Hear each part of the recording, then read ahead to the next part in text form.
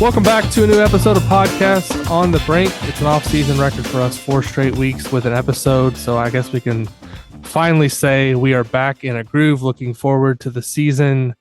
I think I saw a little less than 70 days. We are away from the start of the college hoop season. And on this week's episode of Podcast on the Brink, we have an old friend, someone who's very familiar to IU fans, someone who's very, very familiar to Podcast on the Brink listeners, because he when we took the show over from Matt Dollinger and Greg Rosenstein, he was the voice of Podcast on the Brink. Jerod Morris of the Assembly Call is back on the show. How you doing today, Jerod? I am great, and it's great to be back here. I miss our old days hosting the show together. It was fun. Absolutely. It's always good to, I know we don't do it as often as we like, but good to see you and have a chance to talk to you. I've just been really pleased to see the success of the Assembly Call, everything you guys have been doing with Coach and Ryan and Andy, the Doing the Work podcast as well, that has started to support the women's team and everything you're doing with Crimson Cast. It's been awesome to see the growth with that, and congratulations just on all the success there. Thank you. I mean, I'm really fortunate to be able to work with all those people. I mean, Ryan and Andy, obviously, for a long time on the Assembly Call, and Coach has been a great addition. Love what Jeff and Kathy are doing with Doing the Work. I think, the women's program has just kind of bowled everybody over with how they play and their approach. And, so I'm just so glad that we, have a place to talk about them more. And obviously, Galen and Scott are the OGs of IU sports podcasting. So it's great to work with them. But honestly, it's funny, I tell people this all the time in the community of small online business owners that I work with. We kind of talk about, okay, how do you build your audience? How do you get attention? And I always use the example of being able to co-host Podcast on the Brink with you, because back when we were first starting, it was a great way for us to get attention, and also some authority from you because of what you had built up. And getting that role, co-hosting Podcast on the Brink, I think allowed a lot of people to kind of take a look at us and be like, oh, well, if it's good enough for Alex and we trust Alex, then maybe we should check these guys out. So I have a feeling a lot of people who are listening now, who maybe also listen to our show, that was probably a big reason why they gave us a chance. So I've always appreciated that opportunity because of that. As the community that you've built continues to grow, has anything surprised you just about the fan base? Or, I know you have a lot of people that come on during the Thursday night show and there's a live chat, and that seems like it's continued to grow. You've also got your community over at Assembly Call. I'm just curious if there's anything that's surprised you about IU fans in general as you've been able to continue to grow your presence with the show. I think really I've been pleasantly surprised by the interactions, especially in the community. I think on social media and in public forums or comment sections, the Indiana fan base and fan bases in general, I think, get a bad rap.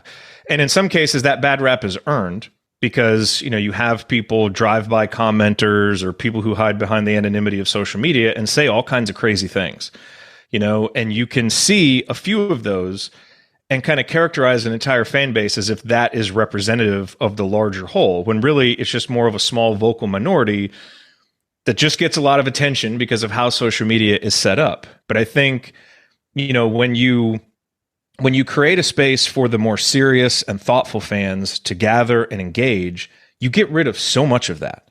And, I think if you set the right tone from the top about, what this conversation is going to be like, what are our values? And so I think I've noticed it in your community. I've certainly noticed it in ours that, the people who, pay the money to be part of the community and have this, kind of small dedicated space to talk about these teams that we love, the interactions are so positive, It's like, oh, wait a second, we can actually disagree respectfully and have a good exchange of ideas. This is amazing.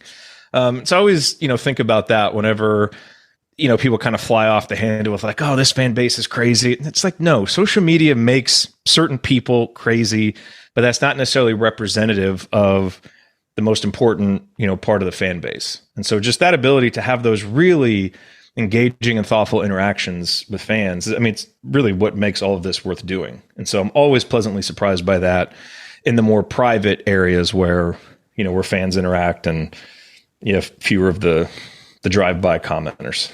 Yeah, that's one thing. It's interesting you mentioned that. That's one thing when we switched from like a traditional forum a couple of years ago to more of the community setup that we have now at Inside the Hall that I noticed, we obviously had some people that left because they preferred the forum style. And there's obviously a lot of those communities still out there that serve IU basketball fans. But the one thing I've noticed with our community is just, as you said, the civility, I feel like, has gone up tenfold. A lot of people have now switched to using their real names on there, which is obviously, Yes. I don't care if you use your real name or your fake name, but there's a lot of people that have been with us forever. When we started that in 2012, so they had their name, they wanted to keep it, but I just think in general, um, it's been a lot more positive just in terms, even when the team's not doing as well. There's obviously in any community there's going to be people who are kind of your outliers that are positive no matter what, and that there's people that are going to be negative no matter what. But a lot of people now have kind of fallen more into the middle, and having that reasonable dialogue has been just really good to see. And quite frankly, it's a lot less of a headache to Yes. log on every day when you know that there's not going to be a squabble or something that you have to interject yourself in. Obviously, when the team's doing well, it's a lot easier to manage something like that. But even in times where the team has not been doing as well, I've noticed that just this setup has been a lot more healthy, at least for me mentally, to manage. And I'm sure you kind of feel the same way with I check in on yours quite frequently too, and I noticed that you're a part of our community as well. So it's I agree with you. Just the being able to have and IU fans, there are some that get a bad rap, and I think a lot of that's just based on people doing the flyby stuff on Twitter, comment sections, message boards. That's with any fan base, I think. But yeah, it's been a good thing to see just kind of the way that people react with each other or correspond with each other in a more respectful manner, I guess, since making that change, at least for us. No, 100%. And so much of it just has to do with the norms of whatever space you're in. And again, on social media, the norm is just kind of a little bit more freewheeling. It's not really as much of a community sense as it just is kind of a public square sense. So it's almost like you can run and shout something and then run away. You can't do that in a community unless you're going to say something and then, be ostracized or be, whatever by the actual. And that's the best part is, I think, you have a good community when the other members kind of help you police it just normally by how they interact and by how they respond to an outlier comment, And so I just think, for anybody, if you get frustrated by the dialogue, which is so easy to do when you're out there in public, it can really make your experience so much better, even if you have to pay a few bucks to join one, to be in a community where you're around other people who are investing in a more productive place to have these conversations. Absolutely. That's just true pretty much of any topic that you're going to get into online. So we did have a question, not to go too deep here, on a lot of philosophy things to start the show. I know people want to get into IU basketball, but this was a question that somebody asked, and I wanted to ask you here while we're kind of having this conversation in the community at Inside the Hall. Somebody asked you specifically, to whom or to what does Jerod attribute his ability to maintain a healthy balance of optimism and positivity? And in the interest of balance, what is something he is absolutely not a fan of? And then he has in quotes, probably the White Sox. So, well, I'm a fan of the White Sox, not a fan of their ownership, perhaps, and the way that they do things. I would say that's a really good question. I think just probably the way that I was brought up in the yin and yang of my parents probably helped to create that. My dad has always been very optimistic, see the bright side, believe the best in everybody, which can have its positives and negatives, that can swing both ways. And my mom goes the other direction, kind of, I don't know if I'd necessarily call her a pessimist, but she is certainly more prone to expecting the worst around the next corner and preparing for that.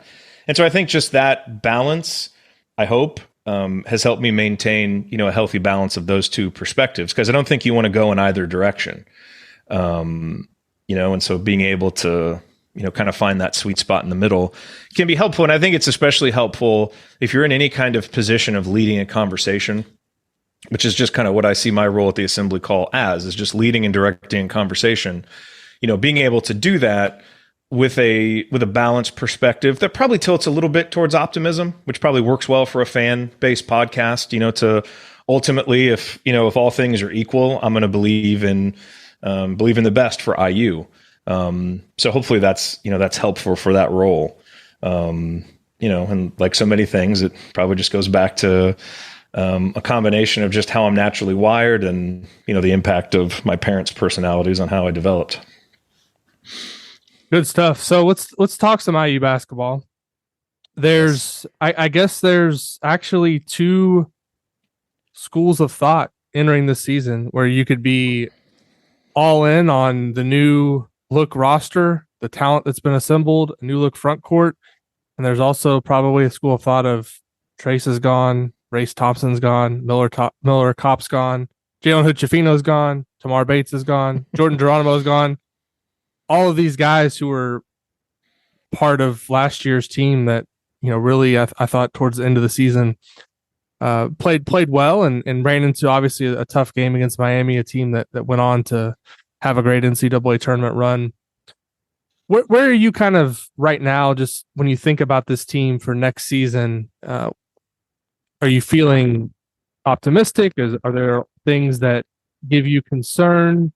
What's just your general thoughts right now on Indiana as we sit, I think 68 days ahead of the first game of the season? Still seems like a ways away, but it'll be here before we know it. It's a great question. There's so many different directions you can take it in. I think ultimately the way I feel about this team and this roster right now is kind of a fascinated curiosity. I think there are a lot of reasonable questions on both sides. There's obviously a ton of talent that gives you a belief that this team has a ceiling if certain things come together. But there are enough question marks about how guys will, assimilate in a new place and in new roles and how young guys will develop that, it does give you some pause and, okay, is this all going to come together?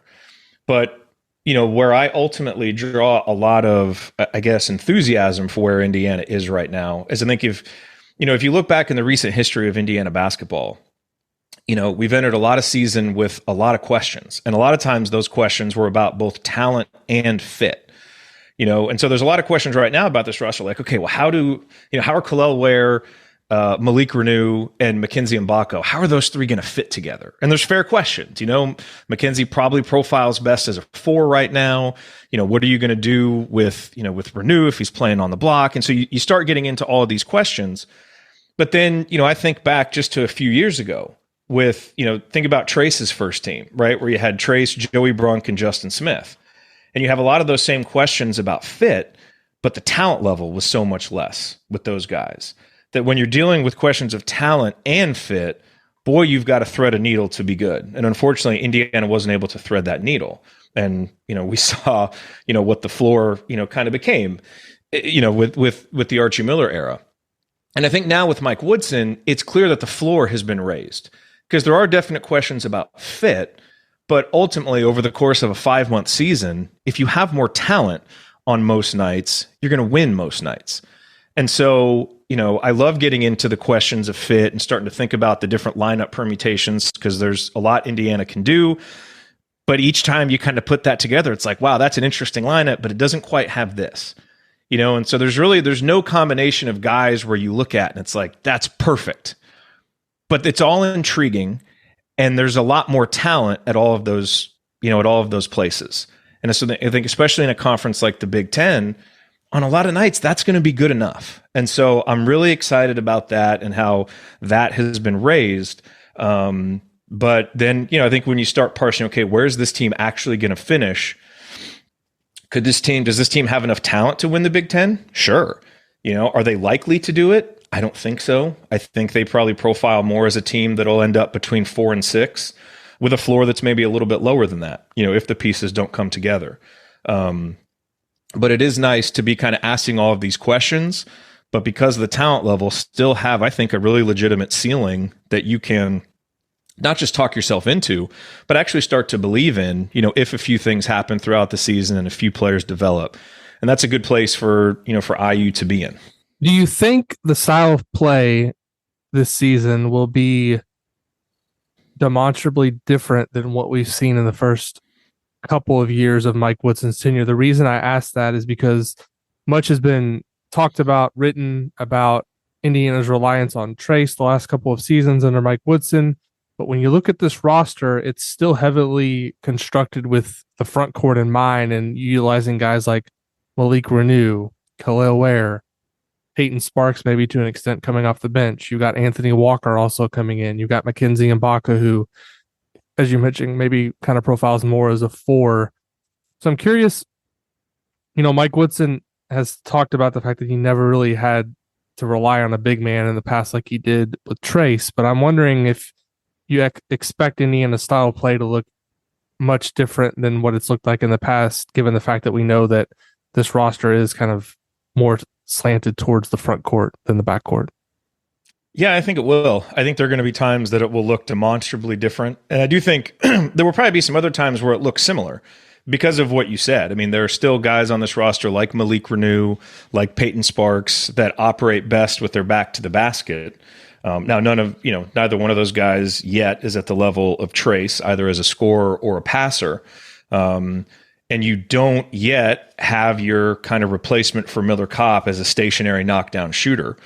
But I think when you have lineups that are centered around Malik and Peyton Sparks inside, you're going to take advantage of what those guys do best, which is, playing on the block. So some of those lineups will probably look similar. But Khalil Ware is a guy that Indiana certainly hasn't had in the recent past, and really we've just never had a player like him who is that versatile, is a big man who is comfortable facing the basket. Even when he's playing with his back to the basket, a lot of times he's more comfortable, even a little further off the block, taking fadeaways, not necessarily attacking the basket.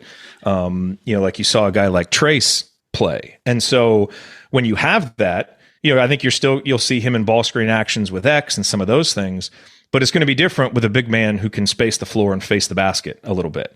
Now, how does that work with Malik Renew? That's going to be interesting to see.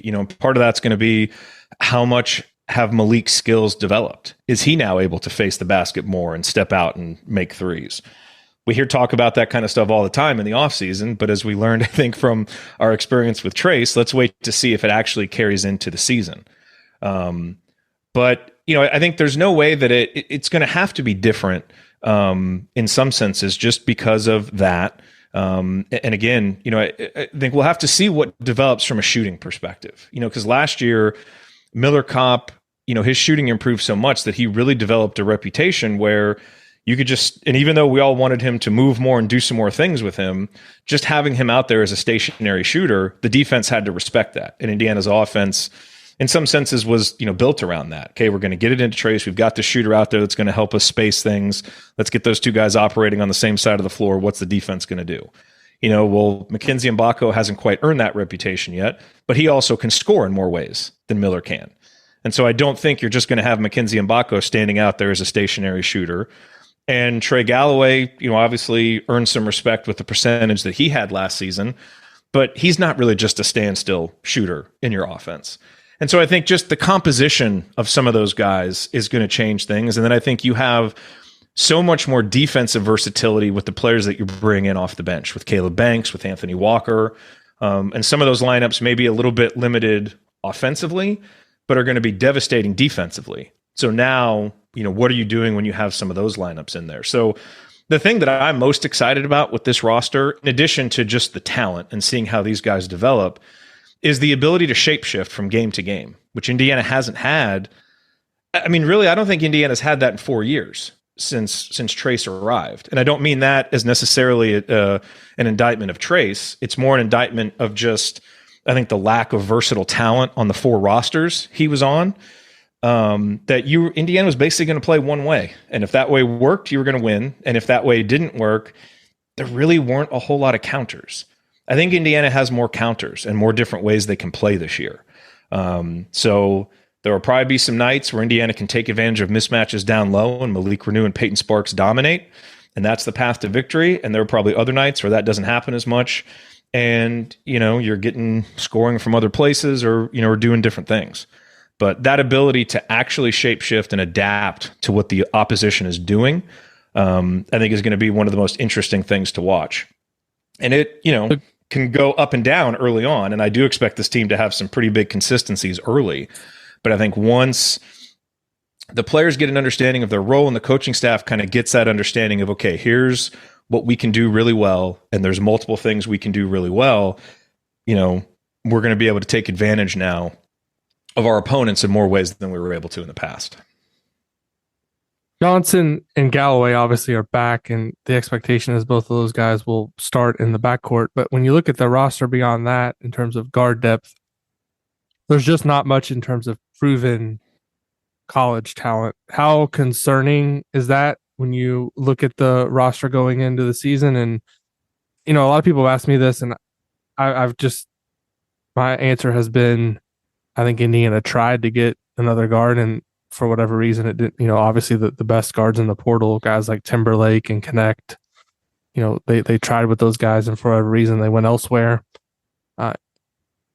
It to me wasn't from a lack of trying, but do you think Indiana really did need to get another guard to maybe reach its full potential this season? And going back to the original question, how concerning is the lack of experienced guard depth behind Galloway and Johnson? It's the biggest concern on the roster entering the season. And Indiana's still sitting there with an extra scholarship because they've been trying to find that. And I think they did work hard to try to find that guy. And, I don't know how much it goes back to something, we talked about a lot during the season. And it was highlighted with Mike Woodson's, quote about Miller Kopp in the postgame of, it's not my job to get Miller Kopp shots. And, I get what he was going with there. And, certainly it's a feather in Indiana's cap that, Jalen Hood-Schifino developed into being a lottery pick. And that's a story that you can sell to a lead guard like a Boogie Fland. But what exactly were you selling to Nick Timberlake and Dalton Connect based on the film that you've had the last 2 years that you're going to put a wing scorer in the best position to succeed? And that was always my concern with the way that the Miller Kopp was used. And so, again, I don't have any inside knowledge on those recruitments to know if that affected Indiana's pursuit of those guys. I just know, looking at it from my perspective, like if I was a parent of one of those guys, I would be looking at, okay, well, is my son going to be used in a more dynamic way than you used Miller Kopp? And if the answer is no, I'm probably going to go somewhere else. So that's one of the reasons why I would like to see, Indiana do a little bit more with their perimeter guys. And I think, again, probably with the roster they have this season, you'll see it. I think X and Trey bring a ton to the table. And I don't think there's going to be any opposing backcourts that are going to enjoy that defensive matchup, having to go up against those two guys. But obviously, this is where the development of CJ Gunn becomes so important. And CJ is, really kind of where he was recruited and what we saw last year. He kind of profiles as a guy that you want to count on more as a junior and a senior. And I think kind of the pressure that's on him to develop this year is that dynamic wing scorer. I mean, if he can step into those shoes and fulfill that, that's great. But the truth is, it's probably a year too early to kind of be counting on that from him consistently. And so that leaves that hole, where you start to look at the teams that really succeed in March, and they have a lot of the things that Indiana has, an experienced lead guard, can defend well, versatile bigs. Indiana's got a lot of those things. What they don't have is the dynamic backcourt and wing scoring. Gabe Kupp's another guy who I think is going to be ready to play and surprise some people with his productivity, but he's not going to be that dynamic scoring difference maker, either as a spot up shooter or, a guy who can score at three levels. And so just, missing that, I think, is going to be the missing piece that holds this team back from probably being a Big Ten champion or a Final Four type team. I mean, if they had that, I think that's what the conversation would be like right now. And because they don't, that's why I think a lot of people have them as a fringe top 25 team somewhere around the 30s. And I think that's fair. Because when you don't have that, it does make the way that you're going to go about getting points a little bit more challenging. And I think when Indiana loses this year, we're probably going to be coming on the post-game show and coming on podcasts kind of lamenting that fact. Unless, guys take a big leap in their development, which is certainly possible. And again, I think is where I come back to, where it's like, okay, we have some of these similar questions that we've had in the past, but it feels like there are more potential answers internally than we've often had. So maybe those questions get answered. Again, I don't necessarily want to count on it because I don't want to put, undue pressure on a guy like CJ. But that's really what would have to happen for Indiana's ceiling to kind of go up to that next level. Have you closed the door completely on that final scholarship?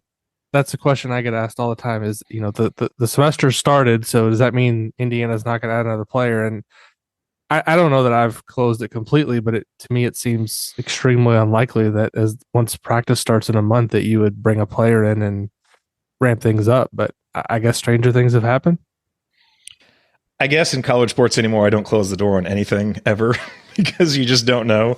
It does seem extremely unlikely, and at some point, practice is going to start and you've already gone through a summer where no guys, roles haven't calcified, but guys are kind of starting to figure out and get an idea of what their role is probably going to be. And look, if you somehow stumble upon a difference maker that can make you better, of course you go after that person. They just added, the 2 new walk-ons, and I think those were smart additions, to help with practice and depth. Neither one of those guys really profiles as a difference maker this year. So yeah, I never closed the door, but it's not something I'm thinking about actively anymore. If a story comes up and there's a visit or something, okay, cool, that'll be intriguing. But it seems extremely unlikely at this point.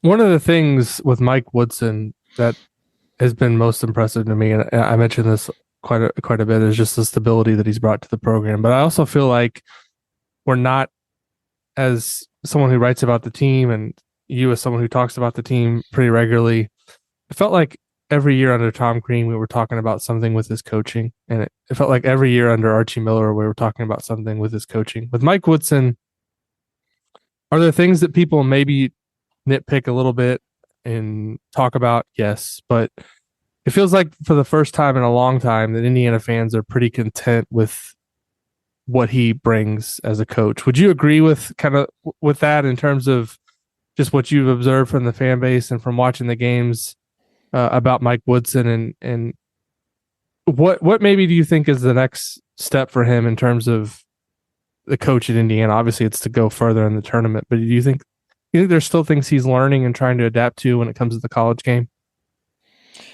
I think so. I think to your first premise, I agree with you. I think Indiana fans, especially older Indiana fans, right? Like our age and older, grew up having maybe as much trust in their coach as any fan base ever has. I mean, like I remember when I was a kid, there would be times when I would think, well, Coach Knight probably wanted us to lose that game to teach a lesson, which is clearly an insane thing to think. But that's where I think a lot of Indiana fans were with Bob Knight, where it's just like, this guy is one of the greatest coaches who's ever coached the game. I'm going to trust him to get this right. And, it petered out a little bit there at the end, but for the most part, that trust was rewarded. And I think when you have that level of trust with a coach, it's really hard to build it again with another one. Mike Davis obviously started out great, but lost that trust pretty quickly. Kelvin Sampson, I think a lot of Indiana fans would trust Kelvin Sampson as an X's and O's coach, but not in the way he built the program off the court. We know about the questions Tom Crean faced. Archie Miller, he lost the faith of the fan base, I think, from the first half of his first game. And so I think Mike Woodson had a head start already because of the reputation he had with the fan base and what he did here as a player. But you can think back to that first season, and especially, through February, there was a lot of frustration and questions, and then they went on the run in the Big Ten tournament, and that kind of helped things. Then I think last year things progressed, and you see them deal with injuries, but they still kind of take the next step forward.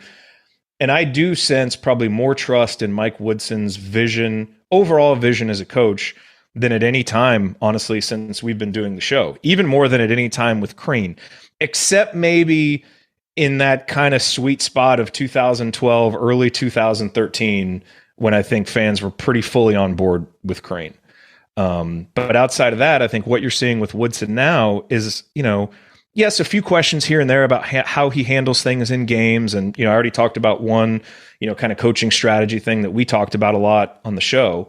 And so it does seem like he's adapting a little bit to, understanding that, maybe you can't have as long of a leash with a college point guard as you do in the NBA, and you have to put your thumb on the scale a little bit more at certain times in the games, use your timeouts. Again, I think he started to do some of these things in the second half of last season. But I think in terms of what Indiana is doing on the recruiting trail, and the amount of just 5-star and 4-stars they're getting on campus for visits, the fact that they've gotten back to the tournament, I do think that faith has been kind of rebuilt. And obviously he's now got to pay it off with landing a Liam McNeely and landing a top 5, top 10 2024 class and continuing to do all of those things. But he's put himself in a real position now to where I think there's just a comfort factor, I think, with most of the fan base that, hey, we're going to be well prepared most nights. We're increasing the talent. Like, we're steadily moving back to where this program should be. It didn't happen overnight, but we're moving in the right direction. And I just think the way that Mike Woodson carries himself helps to build some of that. He doesn't seem like a guy who's trying to convince himself or anybody else that he's in the right job, which is what it felt like with the past two coaches at times. And I think there's something about that, and just the way that he carries himself and approaches the job that has helped IU fans take the success that he's gotten and say, okay, I'm along for the ride with this, and I trust this guy, and let's see where it goes. It's a good spot to be in because it's just something that we haven't felt very much. And I appreciate that as someone who covers, the team, because it allows you, I think, to have more in-depth and meaningful conversations as opposed to just like, well, God, is this even the right guy? Like, I do think Mike Woodson is the right guy, and let's see how far he takes it, So what you're saying, Jerod, is Indiana didn't pay $10 million to get worse, right? Is that what you're saying? It was a ridiculous premise at the time, and it has looked even more ridiculous every day since. Well, Jerod, I really appreciate you taking the time to come on the show today. It's always good to talk to you. And like I said at the top, it's been great to see the continued success with the assembly call and everything you guys are doing over at the Back Home Network. And it's been good that we've been able to continue to find ways to work together with the Six Banner Sunday, and obviously trying to share the post-game show and at the buzzer on Inside the Hall. And I'm sure we'll continue to figure out ways in the future to continue to work together. So it's been awesome to see your growth. Absolutely, man. Like I said, I always appreciate the impact that you've had on me and on our show. So love being able to come back on here and talk about the Hoosiers. And hopefully we have a lot of good games to talk about this season, which can continue to distract us from the continued deterioration of our favorite baseball franchise. Absolutely. That's another episode of another podcast for another day. Although my dad's been sending us multiple podcasts each day of trying to figure out what's wrong with the White Sox. And I don't know, there might need to be a 10-part series on that. So there may be. Good times. Well, thanks everybody, obviously, for listening to the show. We really appreciate it. If you do enjoy the show, please leave us a rating or review on Apple Podcasts, leave us a rating on Spotify, and we'll be back soon with another episode of Podcast on the Brink.